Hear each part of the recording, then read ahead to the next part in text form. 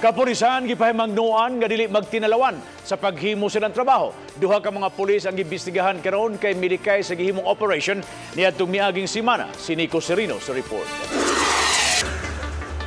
Gihimo kaganiha ang New Year's call sa Police Regional Office 7. Tradisyonal kini nga kalihukan kun diin himamaton sa Regional Director ang iyang mga sakop ug muhatag og guidance sa buluhaton niining bag-ong tuig. Si Chief Superintendent Debold Sinas mipahinumdom sa iyang mga sakop dili magtinalawan sa paghimo sa ilang trabaho. So yung mga pakangkang dyan, sa mga takot dyan, umalis na kayo sa process. Yung mga tangin.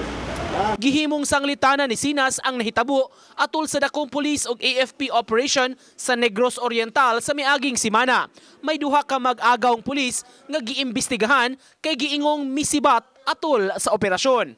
Nung nagbuto-buto na, nahadlok sila, ang nagpabilin. Ikaduhang buto-buto, nanagan.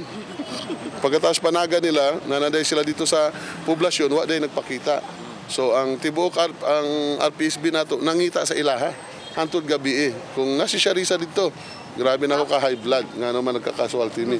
Only to find out, during our technical support, nagpiping ilang cellphone na sa poblasyon for the whole day. So when everybody is already looking for them, sila nagkuya-kuya-kuya dito sa isa ka restaurants. Matud ni Sinas, ikiha og cowardice og dishonesty ang duha ka mga pulis ug gipadisarmahan na sila. They were already returned to barracks, wala ng firearms, and they will be subject for investigations. Uban ni June Solon, Nico Sereno, Balitang Bisdak.